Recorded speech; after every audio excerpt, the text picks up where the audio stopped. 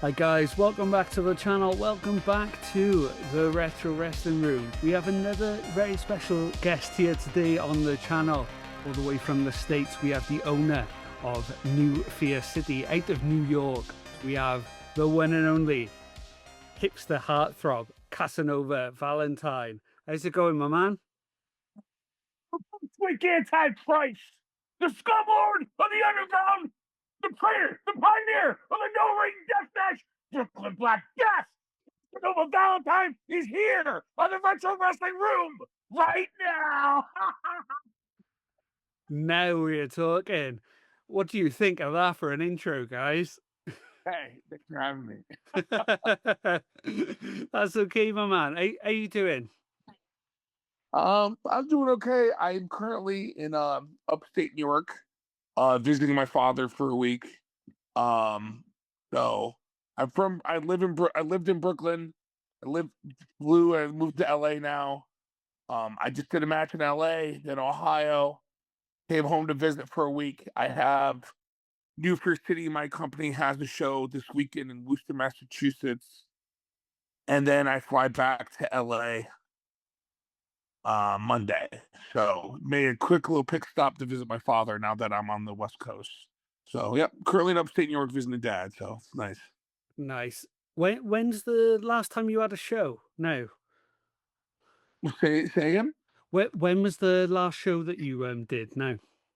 The last show I did, last Friday, I did a no ring show in LA, and then I flew at 6 in the morning and got to Ohio, and I wrestled. I had the unsanctioned pro hardcore championship in Columbus, Ohio, and I just lost it Saturday to Neil Diamond Cutter.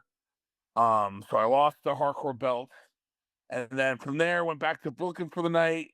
Took a bus at 6 in the morning from Brooklyn to upstate, and now I'm upstate. So and now I am staying on the East Coast till my match this Saturday for my company, New Fear City. So now that I live in LA, I still come to the East Coast once a month to run my company, New Fear City. So I'm bi-coastal right now, which sounds cool. In practice, it's cool. I live in New York. I have a company in New York, live in LA, but it's very exhausting and you know, physically tolling to go all over the country get beat up, but it's all I ever wanted to do. So it's pros and cons. So I was going to say, because you used to traveling the world, we'll get to it in a bit. You've been to the UK, you've been to Japan, but I guess that schedule of once a month going from end to end of the country, it is going to take its toll after a while. yeah. Yeah, people don't realize like when people think about independent wrestling, they always think of the schedule of WWE. Yeah. But I would dare say that my schedule is harder because I will do multiple cities in one weekend. Like I'll do LA and Ohio in one weekend, or I'll be, you know, in Seattle and then fly to Vancouver. So I'm doing two vastly different cities almost every weekend, and Mm. um so it's just very, it's a lot. You know what I mean? Like I don't get to come in for a TV taping and then leave and not be called for a month. Um, I wrestle almost 2 to 3 times a week at this point. I wrestle full time, so like you can wrestle. It's hard to be a full time wrestler not on TV. It's doable. I do it, but it's extremely insane. Oh. You know. Um, but yeah, it's just one of those things. Um, I know from watching different podcasts that you've been on and heard different interviews from you, one of your dream matches from over the years would have been against the man Sabu, who tragically passed not too long ago now. I think it was only a week or so ago now from the recording of this video. Um, how much did Sabu mean to you, and when was it that you originally first got into him? Well, I actually, believe it or not, I talked to Sabu maybe 3 days before he passed away. Oh, wow. I was in, so I was in Vegas I don't know if you're familiar with Power Slap. Have you heard of Power Slap? Yeah, the Dana White promotion. Yeah. Dana White thing. Yeah. So I was contacted by uh Kazarni, who used to be a wrestler in WWE. He Mm, used to do a lot of the stuff training at the performance center. Um, I wrestled Kazarni as Simbodi on the indies a lot. He's a good friend of mine, and he is the casting director for Power Slap. And so they asked me, he hit me up to try out for it, which is kind of crazy. I'm 38. I had no real desire to get slapped or slap anyone. I, I, I'm a big, tough, bouncing pro wrestler. But I was like, oh, what the hell? So I went out to Vegas for the tryout for. I did a 2-day camp at the UFC training center. mm, Just pretty wild. There was a couple other wrestlers, Becca Wolf, Facade, um, Zicky Dice, Sage Sin.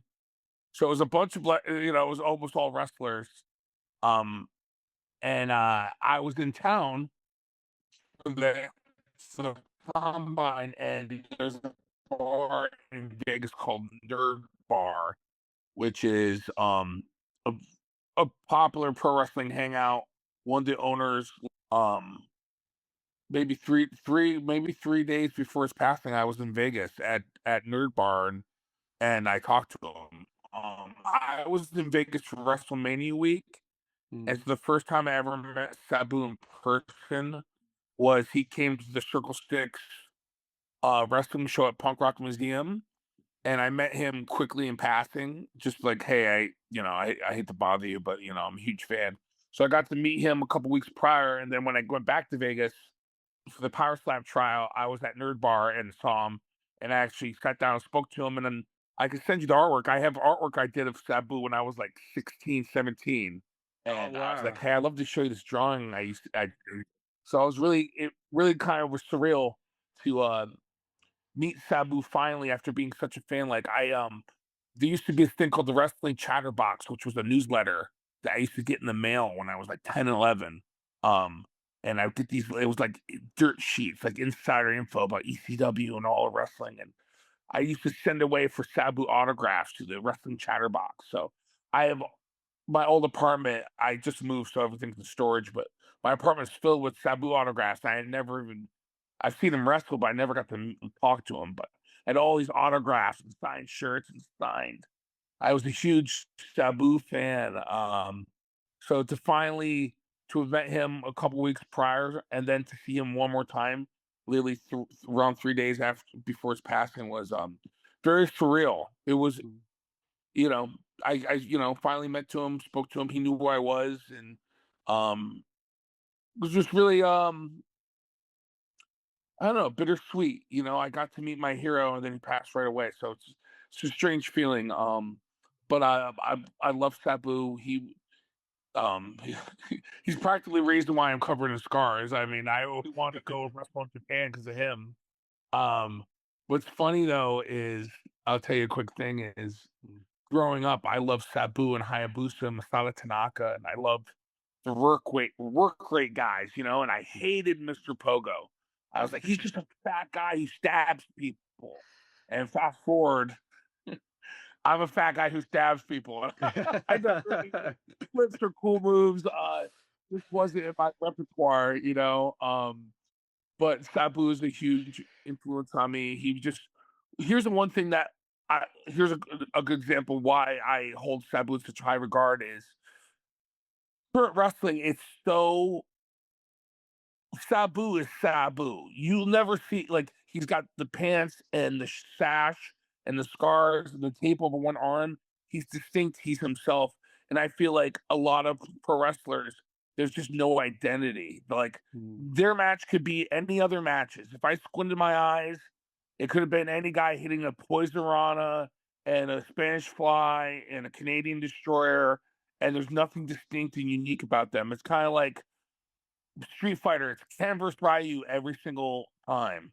You know, you want guys that have unique movesets to them, like a Sabu or Tajiri, or someone that has a distinct look and distinct moveset that belongs to them. you know? Mm. So that's why Sabu's often imitated, but can never be like he's Sabu. You know what I mean? Like even at a time where everyone wore undies and kick pads or whatever, he always had his pants in the and he looked distinct, you know, and there's a lot to be said for originality, you know.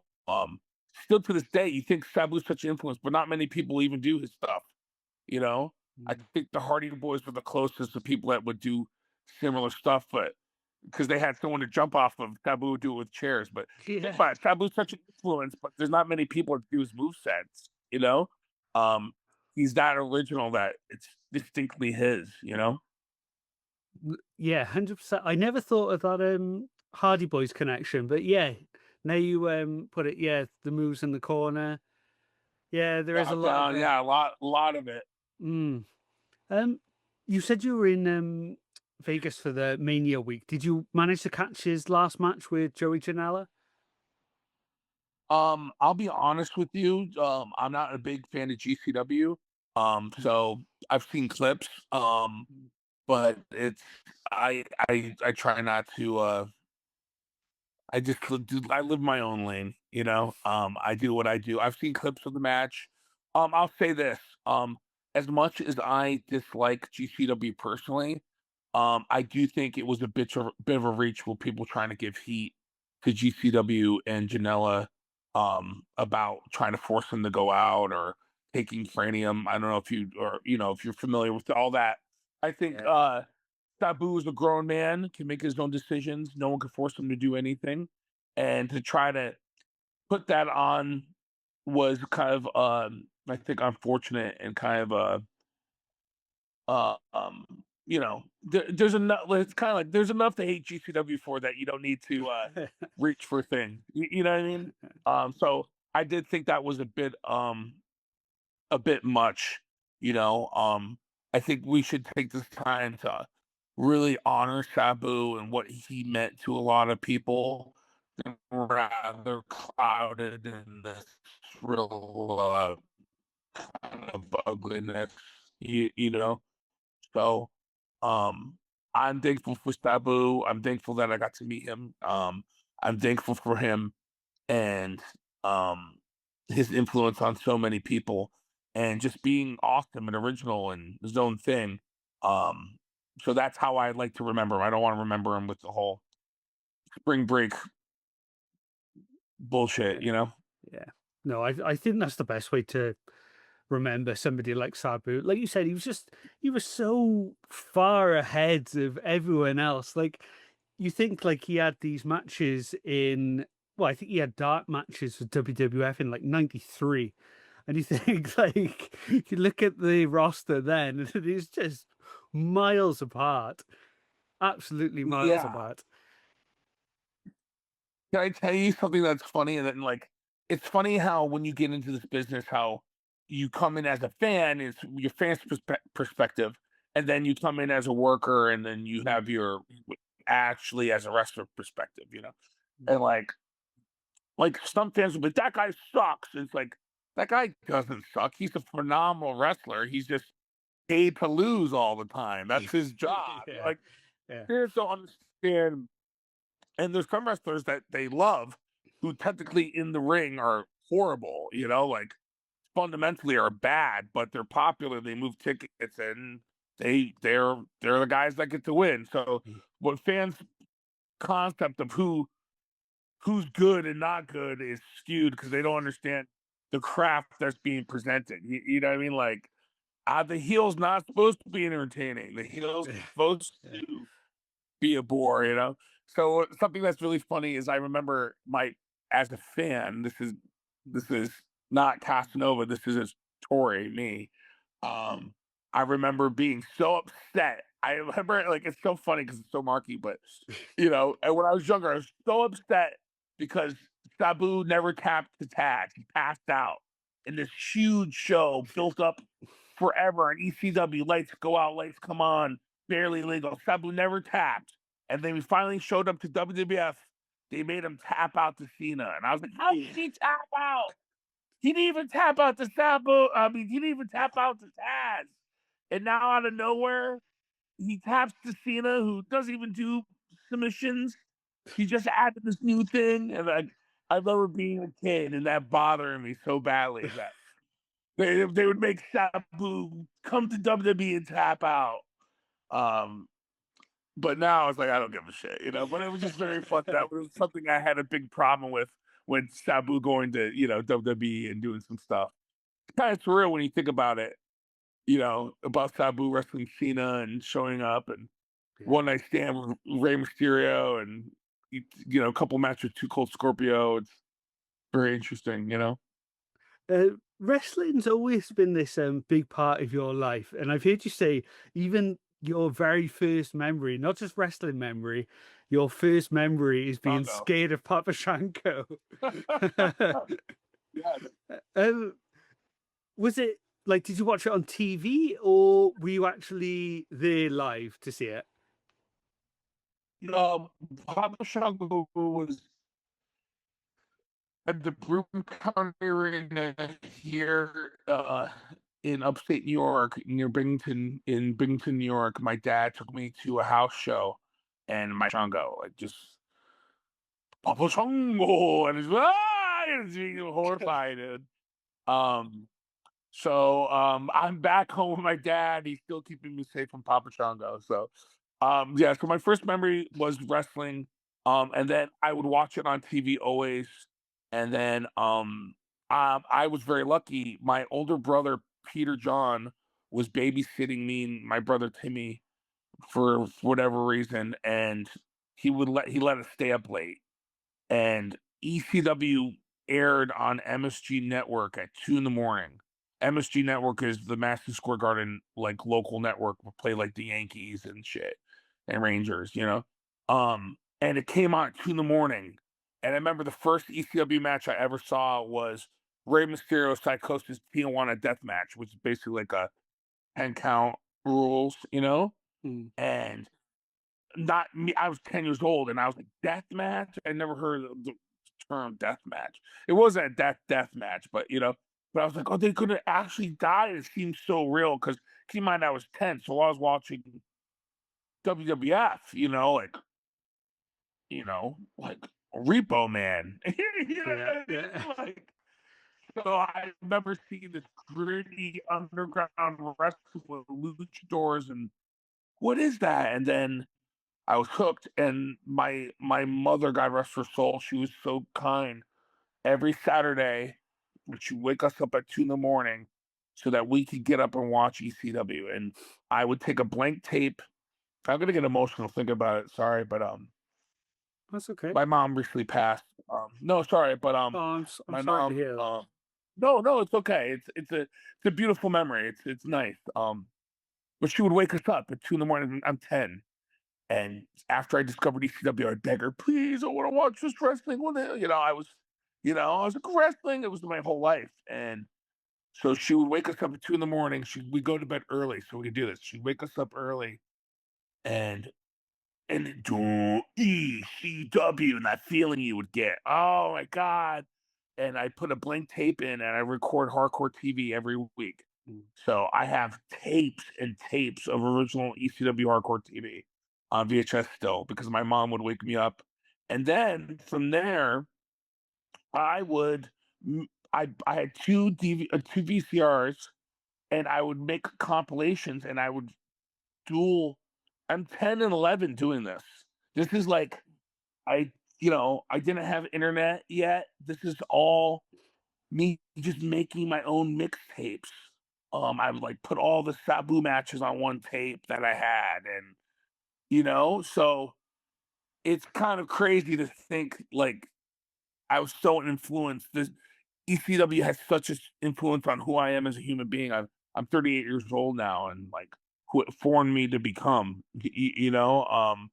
Just because that chance encounter of seeing it, staying up late, basically made me who I am today. So, I used to make the tapes, and then anytime they were close by, I'd beg my parents to take me to shows. Um, and then I remember, you know, I failed out of college. I wanted to go to wrestling school. I wanted to just go to pro wrestling school, but everyone, at the time, everyone's like, "You gotta go to school." And I remember when I filled out, I was going to go to the Wild Samoan Wrestling School in Allentown, Pennsylvania. That was my goal. And then whatever happened, I decided I needed to give college another try because, and then I ended up going to college again, failing out again, and ended up, finally finding my way to pro wrestling. But had I known what I know now, I would have just chased my dream sooner, But I have no regrets. You got to figure that all out. But very interesting. But it was my whole life has been pro wrestling. Like people ask me, "When did you fall in love with wrestling?" Like I don't know. It wasn't even up to me. It was already ingrained in me from my first memory of seeing Papa Shango. So I uh I just thought it was cool. Big dudes fighting. It was coolest. So it's always been there in my brain. It's amazing because even though we are from different sides of the world, um, your story there is very, very similar to mine because obviously the big pay-per-views we didn't, well, obviously if it was live, it didn't start till like 1 a.m. So Oh yeah. my mum would always stay up on the Sunday night, make sure she pressed record on that VHS. So I had it Oh, ready for the Monday morning. And then, yeah, we'd make compilations, me and my brother, of all the different matches that we loved. We'd, then the people in school would be like, "Oh, did you manage to tape it last night?" You trade oh yeah. it, they'd Have everyone copy it of the, over. yeah, Couldn't see it. Hey, yeah. we're gonna rewatch. We're gonna rewatch Heat Wave tonight. Like Yeah. So it's amazing to hear that like your mum was recording. I was like, oh my God, my mum just did exactly the same. yeah, Yeah. yeah, and yeah, I think of how you know how we've all been influenced by different media, like these friends have had, and we had the same influences, like the same things, you know, came into our field of vision as young, impressionable kids, and it's probably why you and me are talking right now. It's Exactly. why you Yeah. and me are talking right now. We were just little goobers going, "What is this?" And Yeah. Oh, 100%. fast forward. Yeah, yeah. And so like I didn't know about what became this thing is like tape trading. I didn't even hear that till years after. And I was like, well, that Yeah. was something I just did in school. Like, I didn't realize it was like this big thing. Was that a Yeah, thing for which you, is or did you kinda hear it?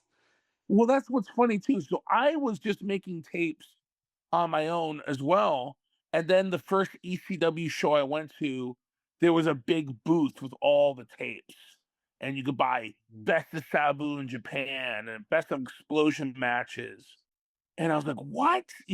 And they were so I didn't even I didn't know about tape trading. I was just making tapes for me, you know?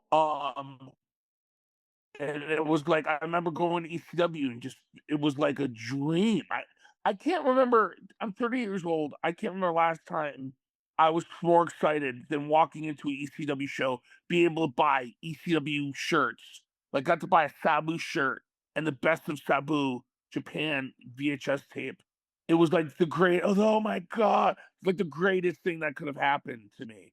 Um, I can't remember last time I felt that much bliss.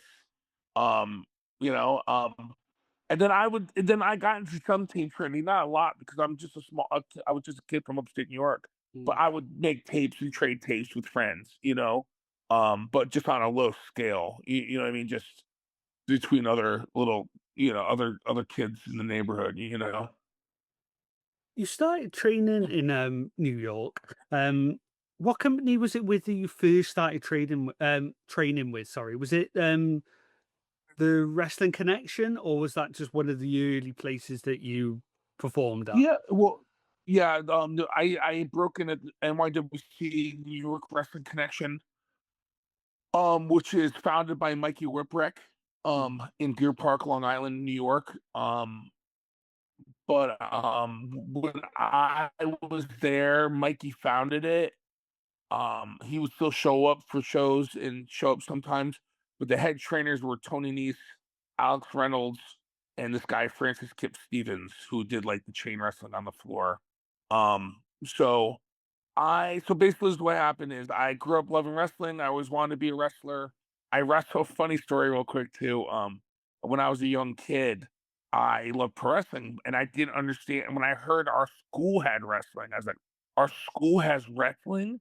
And I didn't understand the premise of amateur wrestling, you know? So I'm in third grade and I begged my dad to take me to Pee Wee Wrestling and he drops me off. This is a real story. He drops me off, and I run in and start beating the shit out of this kid. His name was BJ Penny. I poor kid. He's a good man. He's married, adult now. But I come in and just start beating the hell out of him. And my dad had just dropped me off. By the time he got home, he got a phone call to come pick me up. And they go, and I'm crying. 'Cause I don't understand why everyone's mad at me because I thought I was wrestling, you know?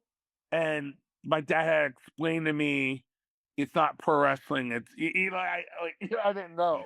Um, I thought it was we have wrestling in our school. Oh my god! And because I thought it was, but that made me get into amateur wrestling. I was a big time amateur wrestler. I would wrestle Greco and freestyle in the off seasons, and I was always prided myself on being a really good amateur wrestler. Mm. Um, uh, I even did just a little bit of junior college wrestling. Um, but when I had failed out of school, um, I always wanted to be a pro wrestler, but it's different. Like it's different times because I'm older. Like it wasn't as prevalent now. Like now it's so easy to find a wrestling school. Like before you had to really want to find it. Like it wasn't advertised. It wasn't like it wasn't like as attainable. So I was like, how do I become a pro wrestler? I don't know. Um, I was dating this girl when I lived. I I fell out of college. I moved to upstate New York. I met a girl. We both moved to the city. I was just bouncing nightclubs, and she kind of broke up with me and was really made me feel like a real loser when she broke up with me. And it it really influenced me because I was like, you know what, she's right. I was like 24, 25. I fell out of college. I was just bouncing clubs. I really didn't have any life direction. Mm. I didn't know what I was doing. But I was a big athletic guy I did art and I was really charismatic and I thought I had a lot of clever ideas. And so her kind of smashing my guts out was kind of a good thing for me because I was like, she's right. I'm kind of just floating through life. And I was like, you know what? I've always wanted to be a pro wrestler. I got nothing holding me back. What the fuck? I'm just bouncing at a nightclub. So I found a wrestling school and I found NYWC Deer Park, Long Island. And I would take the 2-hour train there, 2-hour train back twice a week. And I just started. And another thing too is, I'll see clips of some girl trying to do a backflip onto a crash pad. And everyone's like, yay, ha ha ha, yay. I'm like, where the fuck school is that? Training sucks. It fucking sucks. Like it was boot camp. It was miserable. Mm. Like it was fucking awful. Luckily for me, I had already played D3 college football, and I was a big time wrestler, and so like you can't really break me because you know what I mean. But and as hard as training was, and as miserable to you as they were, I would say as long as I don't quit, I'll become a pro wrestler and they won't be able to take that from me. So you can make me want to quit as much as you want, but I will break in and I will be a pro wrestler regardless if you want me to or not. Sorry. And so I just muscled through it. To say is with that said, I really love NYWC. I'm thankful for them to give me a home. I think they're a very phenomenal school. It was just different times, you know what I mean? Mm. I had my differences with Tony Nese, and we squashed those. We actually did a death match together, which I was really happy with. So I'm not trying to say woe was me. I wasn't a victim or anything. It was just like a different time. You know what I mean? It was just a tougher time, and but I got through it, and I became a pro wrestler. And then after I broke in at NYWC, I wrestled locally for a while. And then when I started doing the no rings, that's when my career became what it is. And that was another thing. I've always been kind of polarizing in wrestling. It's if you notice, I'm not on any huge indie cards. I'm not Mm. on TNA.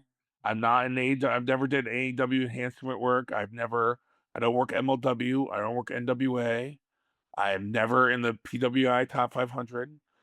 But I travel as a full-time professional wrestler, regardless if people like it or not. Mm. Like I exist, So after I started doing the no rings, I that's when I became real prevalent in traveling and going places, and but people hated that too.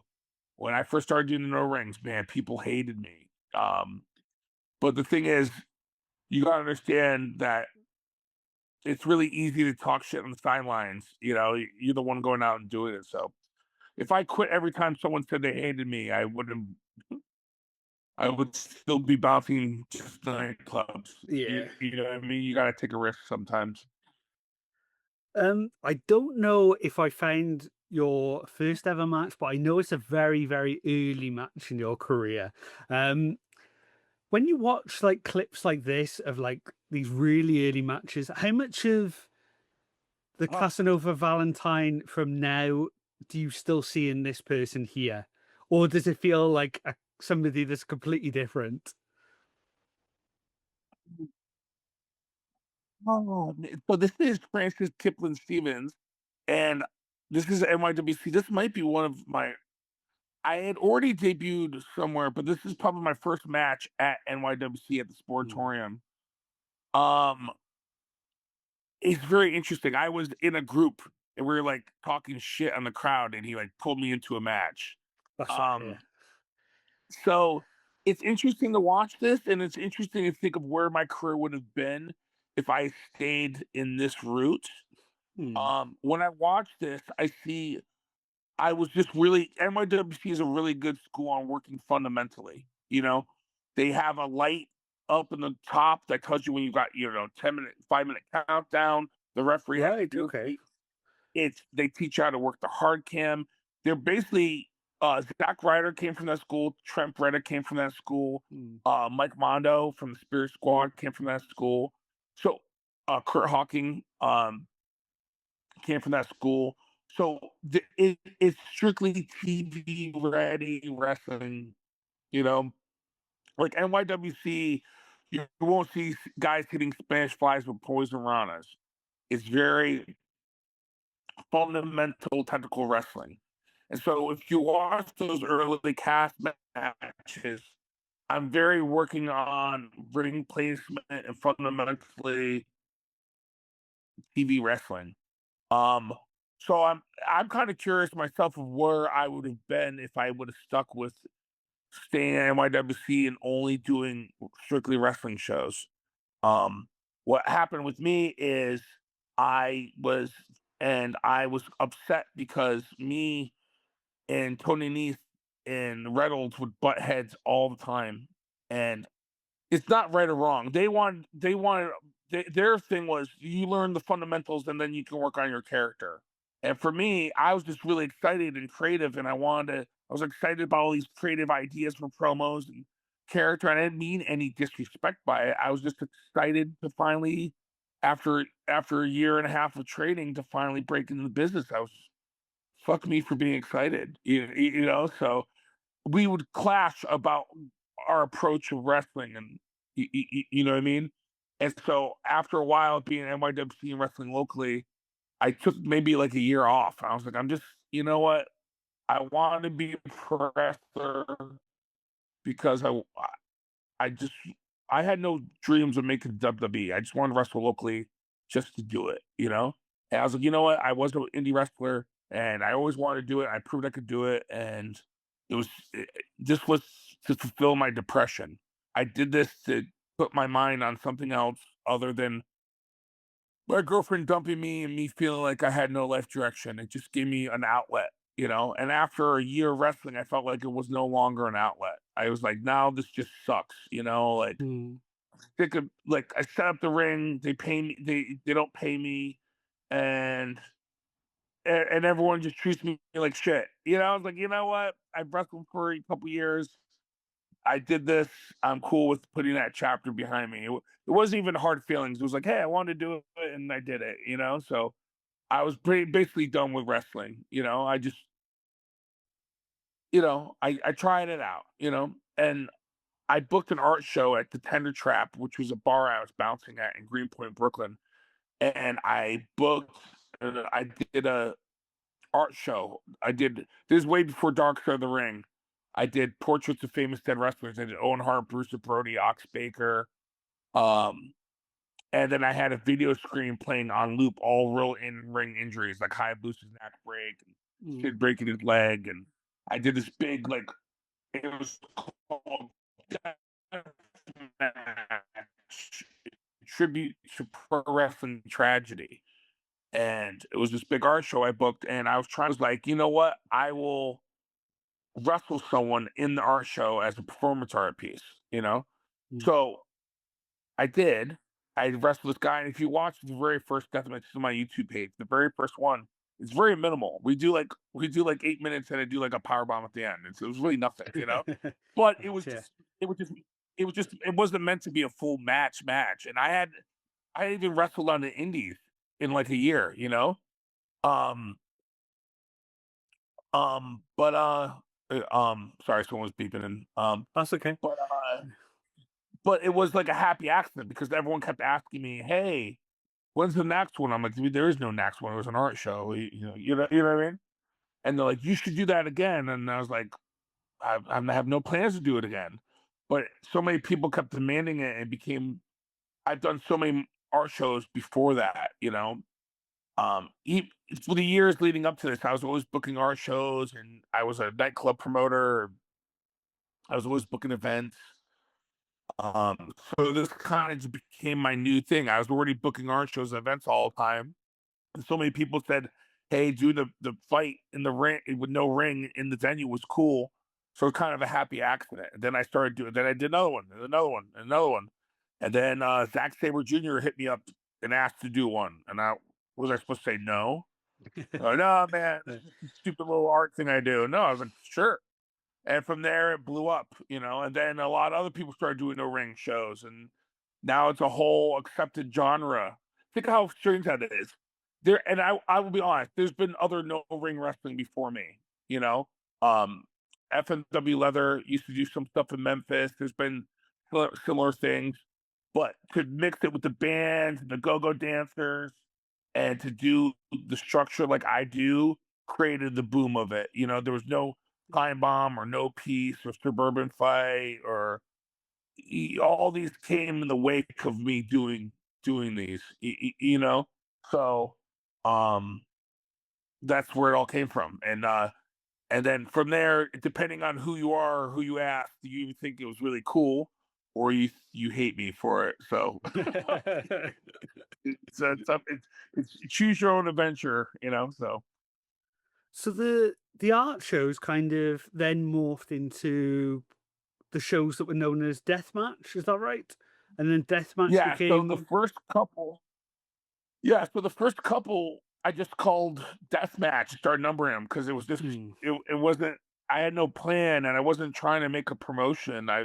It was just I'd book some bands, I'd make some new paintings, and then I'd do another one, and then I would do them at Tender Trap, and that actually was really kind of beautiful because the very last match is Tender Trap closed. So if you watch them one through right. there's more than 10, but 1 through 10, it's actually kind of really beautiful bookend story because I do all these no ring shows with all these bands, and it's like my friends' bands and my friends that are go-go dancers, and I have friends who passed away that used to be in those videos. So it's kind of really beautiful time capsule of my life, to be honest. You could watch when I worked at this bar and that bar closed, and all the friends and family that would come out to support these weird outsider art shows, you know? Um, and then the tender track closed, and it was kind of like a, you know, beautiful goodbye to a friend. And then after those initial shows, I still had all this demand to do it, even though Tender Trap closed. So I decided to name it. I was like, I'll make a promotion. It won't just be me one off fighting. So a lot of the initial shit I would get is it depends on who you ask. Some people like that Cass guy is a mark and pays guys to come fight him in a bar, which isn't true. I just did a one-off no ring with another local wrestler and it blew up. And then other people would ask me to do them. Like Masada asked me to do one, Matt Tremont asked me to do one, and I would split the door evenly between us. You know what? This wasn't some like vain passion project where I was like, I need to pay these famous guys to come fight me and let me win. Ha ha ha. People who don't know me would could, jump to those conclusions. Mm, You know what I mean? Um, it just became its own thing. So after the 10, they're all kind of art shows and fun things I used to do at bar I used to work at. I was like, well, let's make it a promotion. And that way I'll book other people. Um, and it's not just all me. You know what I mean? So now New First City, it's its own no ring promotion. Like we have the No Ring World Deathmatch Championship, which it's not the New First City belt, it's the no ring belt for all the world. So I'm hoping to bring to Australia and UK and Japan. Currently, our my buddy Gabe Sky holds that belt, and we have our own storylines, and it's actually a real storyline heavy promotion, even though there's only like 3 matches per show. mhm, Um, but yeah, then it morphed into New Fear City, and now New Fear City travels. We last month we did Vegas, Philly, Brooklyn. We're doing Worcester Max this weekend, so now it's no longer just a Brooklyn-based bar show. I travel with it, so that was never meant to be a thing either. It all happened because in 2016 I was really sad and did an art show, and now I didn't ask for any of this. It just, like if someone told me in 2016 when I did the first bar show that, hey, Kat, eventually you're going to do these in Japan and Australia and Europe, I would have been like, there's no way. You know what I mean? It just kind of happened. And that if I can give some advice to any young person or not even just wrestler, but a young creative, is just don't stop. mm, Just never stop. Like I was an animator for a couple years, and I thought maybe that was my route. I did art shows, and art shows didn't really pick up. I have an art show coming up in LA next month. I'll get to that, but like I thought maybe the art would be my way, and I was bouncing, and the girl said I sucked it, and I was like, I was so like heartbroken and wanted to give up, and I didn't know w- how I would do it. I didn't know what it was.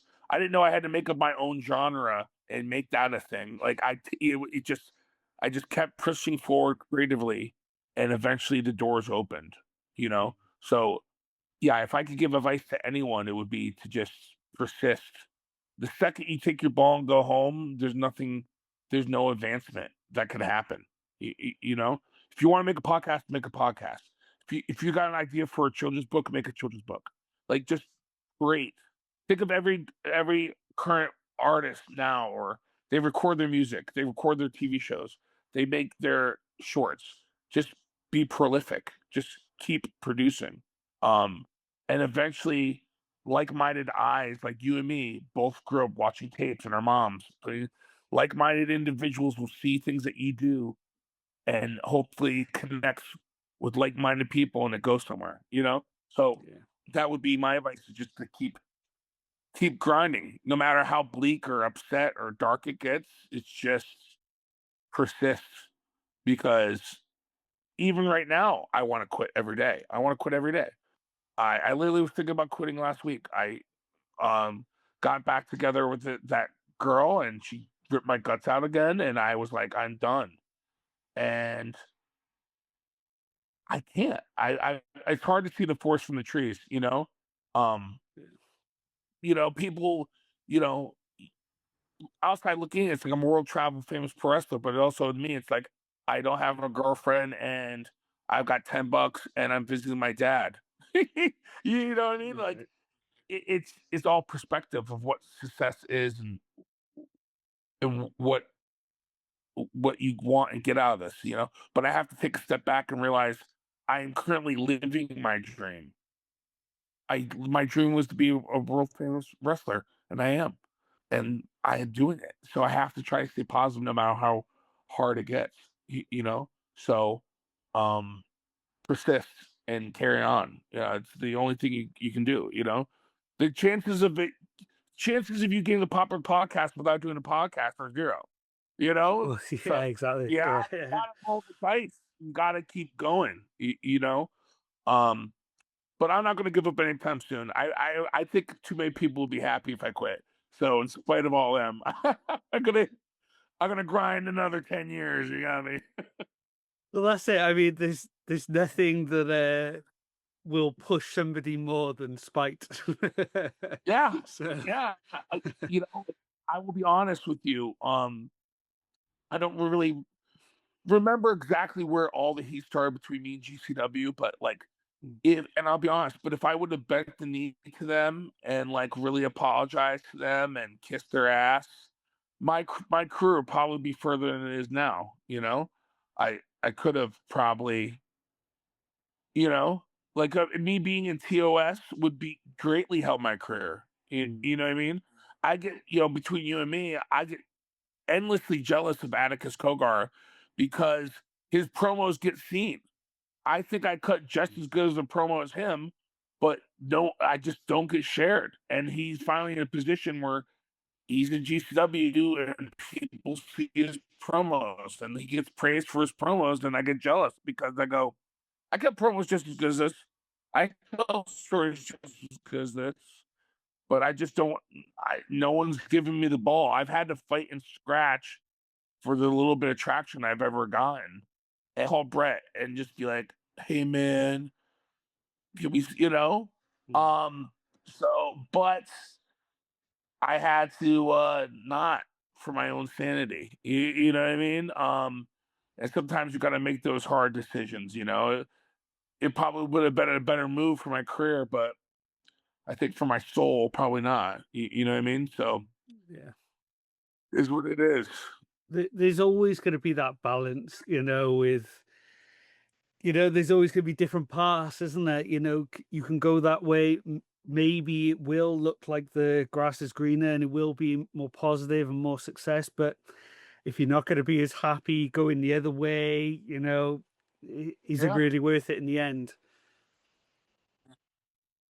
Yeah, like I had this, sorry to get so I wasn't expecting to get so deep on this, but Yeah, no, no, no, it's no what problem. but that girl, the one I dated years ago, we got back together recently after 13 years, and Mm, it was like a dream. I couldn't believe it. I was like the love of my life came back, and then she left me again, and I was like, I can't believe after all this time I actually believed in fate and you're like, what the hell? What was the point of that? Like mm, you came back to my life and now you're not. And so I was even thinking about the grass greener on the side and wondered what my life would have been if I would have just had gotten a better job and we could have gotten married when we were younger and like if I had a family and I guess it's always going to be greener on the other side. In this mm, timeline, I chose professional wrestling. And I always wonder what the other side would have been. But I'm sure if I picked that other side, I would have always wondered what the road and me being a deathmatch wrestler would have been. And it's just kind of like a cruel flip of the coin, yeah. you know? It's always going to be a bittersweet road of misery. It's like, you're always Yeah. going to think if I just had a family and didn't chase wrestling, I probably would have always been like, what could have been? You know? Mm. Um, but I it's too late. I already picked wrestling. I've already devolved too much fucking time and suffering, and I'm in it. You know what I mean? So, for better or for worse, this is the life I chose, and I'm just gonna have to ride it out. So we'll see. We'll see where it goes, man. Talking about the career that you did choose, we got some clips here. We'll check them all together here for you now. But like, with Nuclear City now, the company that you write, we got clips here from some of them. There's other things going on as well, but it's Yeah, Temper Trap. Um, yeah. what was it about this no ring style that appealed to you so much? Like, why did that come to you? Like, what was it about the no ring? Was it like more of a realism thing that you were looking for, or what was it that actually sparked that idea for you? Do you think?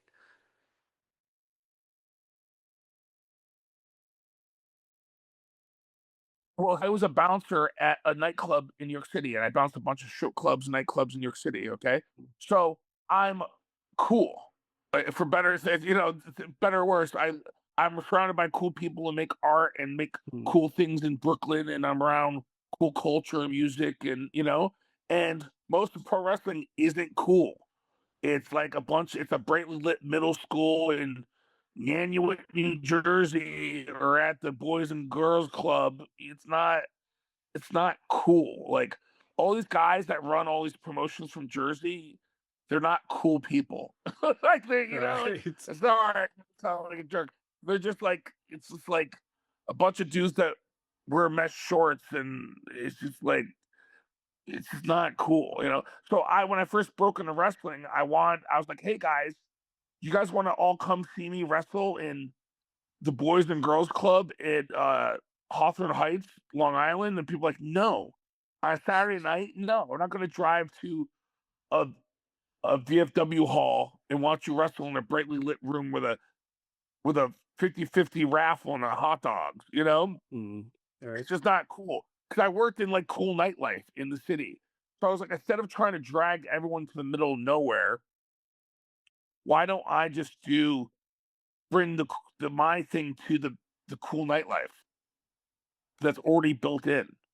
You know what I mean? Mm, And the reason no one's tried that before is because the commission makes it impossible to make any money in the city. Like, right. you have to have show insurance, rentals, ambulance on call.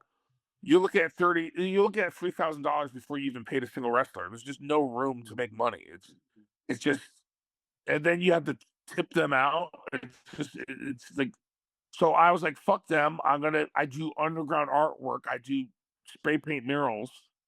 I'm not gonna kiss, like, the least punk rock thing I could do is do something through the commission. You know what I mean? Like, so I just Yeah. gonna do these underground folk guitar shows.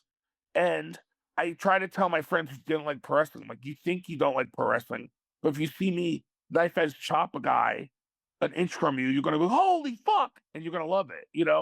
Um, so I knew it would pick up. Like, I knew once I did my underground wrestling in front of the nightlife people of New York, it would become a thing. I knew I just needed the two worlds to meet. You know what I mean? Mm, Like, you could be the best independent wrestler, but like, no one wants to go to like Williamstown, New Jersey. That no one, like, they're not going to try it unless you really love pro wrestling. Unless you really love it, you're not going to get in a car for 3.5 hours to go see it. You know what I mean? Like, I brought it to the casual people that I knew would love it. So now I have Nuclear City fans. They're not even wrestling fans. They don't follow pro wrestling. They follow Nuclear City and come to my show. They're just fans of this spectacle that I've created.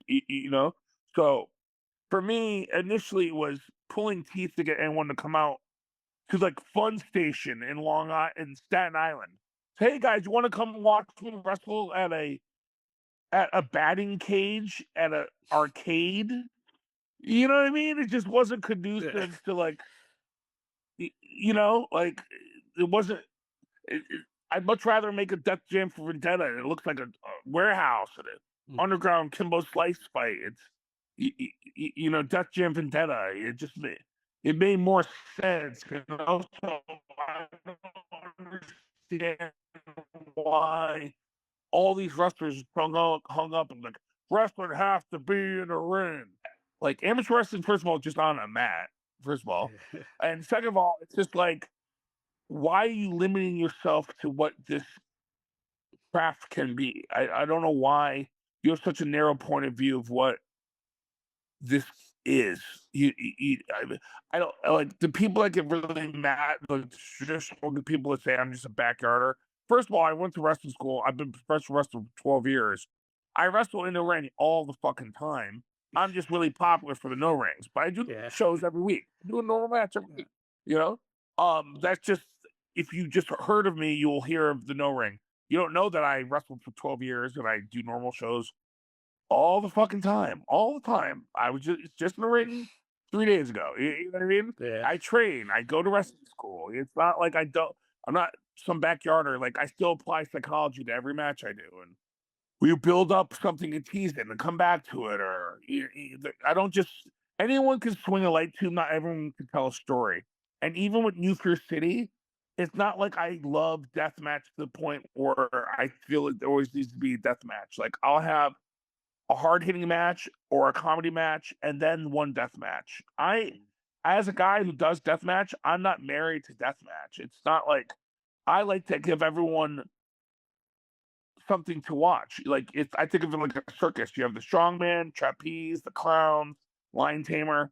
I like to give a variety show to anyone. So when I do my shows, I have like this weekend, I have Little Mean Kathleen versus CPA, which is going to be like the comedy yuck yuck. I have Mm, Dave Sky versus Thomas Channing, which will be like the hard hitting good wrestling, mm. and it's going to be me versus Mouse, which will be the death match. And then I have two metal bands, and then I have a go-go dancer. So let's say you hate blood, there's going to be a comedy match. Let's say you hate heavy metal music, there's going to be butts. Let's say you hate butts, there's beer. You know, like I Yeah. try to make it I have no basically I guess for me is I have no desire to wrestle on a show that's 12 matches or religion. For me, to each their own, not right or wrong. That's just not my flavor of the circus. I don't want to go to that circus, you know?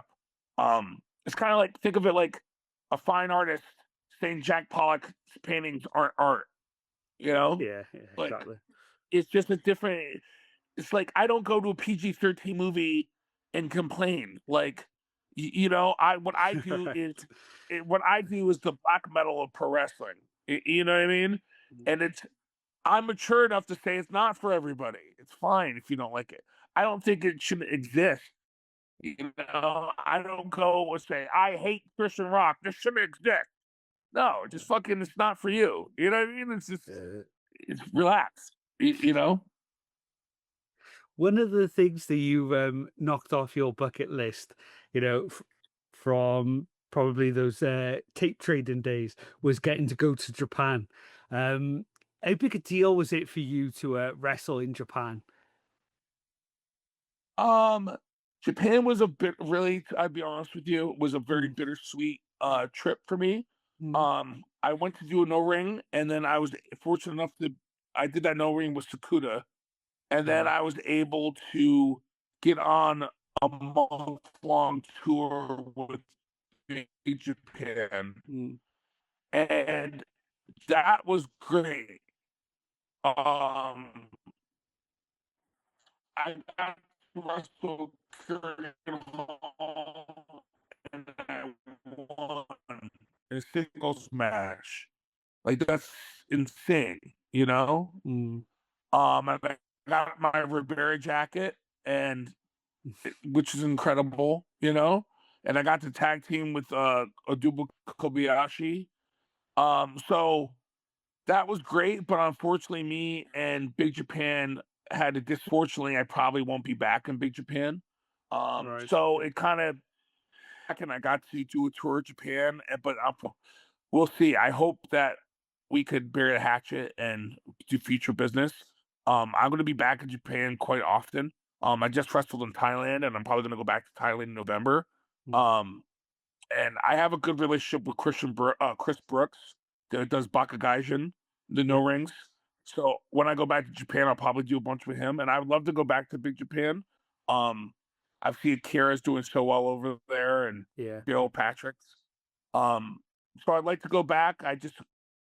It's not in my control, and that's one of the frustrating things about life is it's not up to me. It's up to them. If they want to bury the hatchet and fix everything, I would love to, and I want to, but It's not my call. Um, so all I can do is do what the best I can for me, and just be happy and persist on. I can't help this girl ripping my guts out all the time. It is what it is. Like, Uh, if it was up to me, she would date me. you know. So yeah. what can I do? All I can do is be positive and hope for the best and persist. You know. Um, like I got into those Japanese videos there. They're all from your YouTube channel because you do these amazing video diaries from around Yeah. the world all the time. And we've also got some from when you came to the UK as well, which Oh is yeah. obviously where we're based. What was it like wrestling in the UK? We've obviously got this kind of deathmatch scene that's almost like starting up. It's getting there. It's building and building all the time. What were some of the differences did you feel between, say, the American deathmatch scene and then coming to the UK? I'll say this: I'm very fortunate that I was the first American to come over. I had wrestled Big fucking Joe. I wrestled Big Joe, the Rise champion. I wrestled him. Ooh, good suplex. I wrestled him at the Gathering of the Juggalos in 2018, and we Mm. had a really great match, and good chemistry. And he was the first guy to really come over. And so they brought me over to the UK a couple times, and I won their first deathmatch tournament, the Games of Death. Um, and so I was like the first American, and then from there, ICW got weaseled their way in, and now is the one going to Rise all time. I'll be back in Rise in October. I'll be back for the next Games of Death tournament. So I was very fortunate to be in an influential part of the early deathmatch scene coming up in Rise. So I'm very blessed and proud to say I was part of the boom in UK deathmatch. I came over there. There was already guys like Iceman and stuff, but Yeah. the boom to bring it back, and now Iceman has since came back. His son Jack. You got guys like uh Lou Nixon now, and the whole scene, BA Rose, and before it was mostly Big Joe was the only notable the name guy, and now you have everyone comes over now. So I'm just happy to have been a part of the boom, and to be. I would like to say I'm a Rise original, and I've wrestled for Rise enough times now. Um, I would say the one funny thing I'll tell you a quick story is I remember first time wrestling Big Joe, he wanted to fake the staple gun. He didn't want to put real staples in it. He's Right. like, "Oh, he stapled my tongue." And I'm like, "Do you want me to do that?" And he's like, "Oh yeah, yeah, it will stick." And I remember calling Schlack and being like, "These pussies want to fake everything," and I'm laughing because they want to fake the weed whacker. They want to fake this, and I was laughing to Schlack. And then I'm looking myself in the mirror, and I see like the chunk out of my nose and the scars on my face, and I'm like, "I'm the idiot." Like, I'm the one really mutilating myself. It's a work. Like, you don't have to kill each other. If you could gimmick some of the shit, why not? Like, then I realized I was the idiot. And like the UK guys have it more figured out. So I love coming to Rise. Rise is a really fun promotion. I don't know how you guys interpret it there, but for me, it's really fun. I think it's one of the closest things to ECW. That feeling of just like lawlessness and Mm. silliness. Um, it's I really love Rise. I'm very thankful to be a part of it. Even though it has fucked me out of the European Deathmatch title multiple times, keeps telling me I'm going to win it and then changes the finish. He's done it 3 fucking times, Danny. But I still love you guys. You mentioned that date in October. I got the date written down here. The 24th and the 25th of October is going to be that uh Game of Death, It's going is to be it? Spooky Slam and then it's death. Mm, brilliant. Last question now before we let you get on with the rest of your day.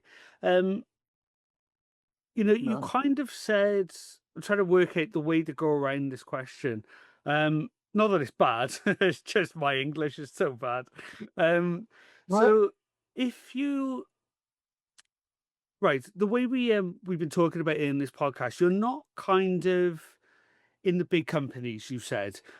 You're kind of your own little niche that kind of like floats around the big companies, say. But everybody seems to know your name at the same time, and you still get to wrestle all the biggest names from the deathmatch scene as well. So Yeah. where would you personally put yourself in the list of these deathmatch wrestling names at the moment?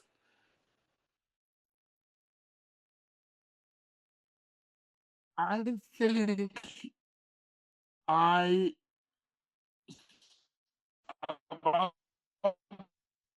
I think I'm the best deathmatch wrestler in the world. I think I am. I've wrestled Japan, Australia, Europe.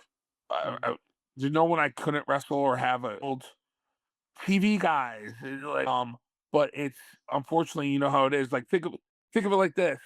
Alex Colon's probably arguably one of the best deathmatch wrestlers in the world, mm, and he doesn't like, you know, he's not in GCW anymore, or mm, you got look think of who the top guys were. Alex Clone, Eric Ryan. Eric Ryan, I think he's making a comeback at 7, but it hasn't been anywhere. And it really doesn't matter about skill. It's all perception. It's you know what I mean? Like right now, I could make a promotion and pick Joe Blow and have him win every single match, and he would be perceived as the best guy. You know what I mean? yeah, It's yeah. as a skillful wrestler, I know I can wrestle anyone, and if given the opportunity and to tell a story, I could make buzz and have a good storyline anywhere. It's just really up to it's not up to me. It's what I can only control what I can control, and what I can control is being in good shape, training, working on my skills, and being the best me I can. And then if that opportunity comes, being there to attain it. I sent my resume to TNA recently. I heard back, but it was just like, we'll be in touch. Um, I don't know. I just got this offer for Power Slap. I met Dana White. Maybe more eyes on me doing Power Slap could help. I'm going to start doing Championship Wrestling in Hollywood, which will be on TV.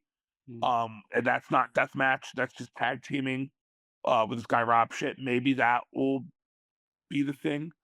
Um, I don't know. I really don't know. I'm confident in my ability that I could be in it. Like I could be on the NWA tomorrow, and I could be cold combat matches. But it's really not up to me. I just gotta hustle and see where the cards fall. Pro wrestling, it's like you know how many good wrestlers I know who only wrestled in Long Island and never went anywhere else and only did one show once a month and retired. Mm. And it's such a fucking shame. It's a crying shame. And then you got some guys who are the drizzling shits who are just friends with the right people who are pushed to the fucking moon, who get to go travel the whole world. And because there's no right or rhyme reason. It's like there's good wrestlers. There's guys that are just as good as these other guys who, for whatever reason, don't get the opportunities. It's not always fair. Just there's no there's no set way. I did all the right things. It doesn't matter. You know what I mean? Like it's just the right people need to want you and see you, and then you have to be able to be ready to go if given the opportunity. So like right now, maybe I call GCW and they put me in TOS and we make up. Eh, Probably not, but that, you know what I mean? Or who knows? You know what I mean? Like, Yeah. or maybe TNA calls me back next week and they put me in the Monsters Ball. Why not? I could go. Or maybe I just fucking get real sad and stay in my dad's house. That's a possibility. So I like we'll see where the cards fall. I have some creative ideas I really want to do this year, and I hope they get to come to fruition. Um, but all I can do is make art, stay positive, and hope that all the suffering is for something, you know? Yeah. Casso, thank you so much for coming on the show today. Spending your spare time, especially since you're visiting your dad as well. Thank you so much for coming on and sharing an hour with me here on the show. Like, no, I had a great time. Thank you so much for having me. Again, I want to apologize. You've been wonderful trying to get me on the show. I've been having a real motherfucker of a time recently. Sorry if this was a little bit of a downer. I hope I was No, somewhat positive, but just been having a really rough go of it. It's been a rough couple months. So thanks for hanging with me. Thanks for giving me the opportunity, and thanks for taking the time to put the clips together. I love send me some of those. I some of them I haven't even yeah, seen. So yeah, of course. I really appreciate it. So thanks for having me. That's okay. No problem at all. Stay on the line. I'll wrap the show up and then we'll do a proper goodbye as well off the air as well. Okay. Guys, another amazing interview today. As you can see, like you said just then with all the clips, um, this is kind of my love letter type thing to these wrestlers, you guys know I've been a massive fan for years of all different styles of wrestling. We've been all around the world. We've had people from, we mentioned Thailand earlier. We've been everywhere around the world now, but it's good to hear different stories from different wrestlers as well. And you know there's never a need to apologize if stories, or if you're having conversations with your friends, if it gets a little bit heavy, it's totally fine to do that. The more people that talk, it's better for everybody in the end. But guys, thank you as always for watching this video. Please leave a like and comment down below. Subscribe to the channel as well. As always, we're up to, what's that, 3,720 now. I can't believe it. Unbelievable. But thank you guys for always watching. Peace, and we'll see you guys soon. Bye, guys.